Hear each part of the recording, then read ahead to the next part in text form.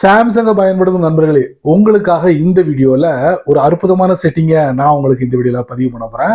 2 காரணங்களுக்காக.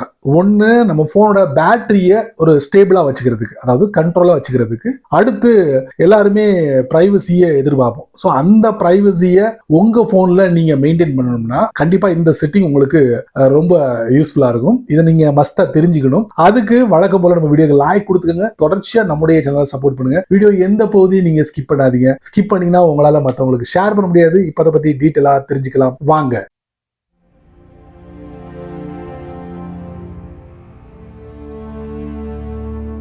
புதுசா ஒரு சாம்சங் மொபைல் வாங்குறீங்கன்னு வச்சுக்கோங்களேன், அங்க நீங்க ஒரு சாம்சங் அக்கௌண்ட்டை நீங்க கிரியேட் பண்ணுவீங்க. எப்படி கூகுளோட ப்ராடக்ட்டை முழுமையா பயன்படுத்தணும்னா கண்டிப்பா நீங்க ஒரு கூகுள் அக்கௌண்ட்டை ரெடி பண்ணி வச்சிடணும். அதே மாதிரி நீங்க சாம்சங்கோட ப்ராடக்ட்டை முறையா பயன்படுத்தணும்னா மஸ்டா நீங்க சாம்சங் அக்கௌண்ட்டை வந்து கிரியேட் பண்ணி வச்சிடணும். அப்படி கிரியேட் பண்ணும்போது பாத்தீங்கன்னா நிறைய ஆப்ஷன் நமக்கு கொடுப்பாங்க. நீங்க கண்ணை மூடிட்டு எல்லாத்துக்கும் அலோ கொடுத்து உங்களுடைய சாம்சங் அக்கௌண்ட்டை நீங்க கிரியேட் பண்ணிடுவீங்க. அதுக்கப்புறம் என்ன பண்ணுவீங்கன்னா ரெகுலரா பயன்படுத்த ஆரம்பிச்சிருவீங்க. ஆனா நம்ம போன்ல அப்பப்போ வந்தீங்கன்னா இந்த போனோட பேட்டரிக்கு பாத்தீங்களா அது டவுன் ஆகுறத நீங்க லேசா கவனிச்சிருப்பீங்க. அது மட்டும் இல்ல, நீங்க இந்த கிரியேட் பண்ணிருக்கீங்கல்ல இந்த சாம்சங் அக்கௌண்ட், அவன் என்ன பண்ணுவான்னா நம்முடைய நடவடிக்கை எல்லாம் வாட்ச் பண்ணி நம்முடைய டேட்டாவை ஒரு பகுதியில அவன் ஸ்டோர் பண்ணி வச்சிருப்பான். எதுக்குன்னு கேட்டீங்கன்னா நம்முடைய யூசரோட எக்ஸ்பீரியன்ஸை அதிகப்படுத்துறதுக்கு. அதாவது வழக்கமா சாம்சங் காரன் கொடுக்கக்கூடிய விளம்பரங்களை தாண்டி நமக்கு பிடிச்சமான விளம்பரங்களை கொடுத்துக்கிட்டு இருப்பான். பிளஸ் நம்ம என்னெல்லாம் அந்த சாம்சங் மொபைல்ல பயன்படுத்துறோமோ அதை எல்லாத்தையும் அவன் ஸ்டோர் பண்ணி வச்சிருப்பான். நான் முதல்ல சொன்ன மாதிரி நம்முடைய எக்ஸ்பீரியன்ஸை அதிகப்படுத்துறது.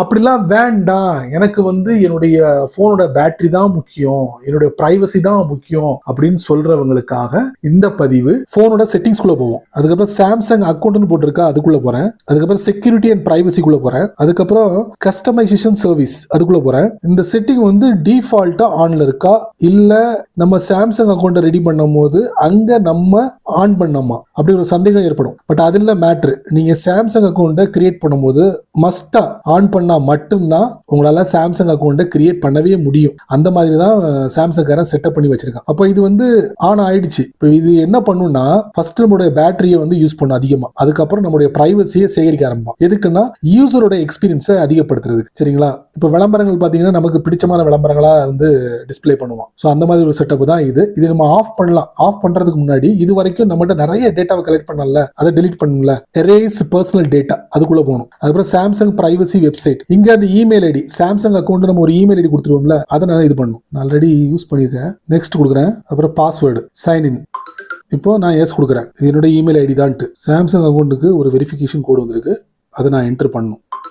My data, manage apps and service, deletion. பாருங்க இந்த ஆப்லாம் இருக்கு பாத்தீங்களா, இது எல்லாத்தையும் நம்ம கிளியர் பண்ணிடலாம். இதை நம்ம யூஸ் பண்ணோம்னா அதோட டேட்டா ஃபுல்லா இங்க இருக்கும், ஸ்டோர் பண்ணி வச்சிருப்பான். நிறைய இருக்கு. இது எல்லாமே சாம்சங் ப்ராடக்ட் தான். இது எப்படி டெலீட் பண்றது? சிங்கிளா டெலீட் பண்ணிக்கலாம். வேணாம்னா ஃபார் எக்ஸாம்பிளுக்கு இந்த இது வேணாம்னா இப்படி செலக்ட் பண்ணணும். செலக்ட் பண்ணிட்டா போதும். ரெக்வஸ்ட் டெலிஷன் இது கொடுத்தா போதும். இது இங்க இருந்து தூக்கிடுவான். எப்படி? ஸோ இந்த மாதிரி ஆப்ஸ் நிறைய இங்க இருக்கு.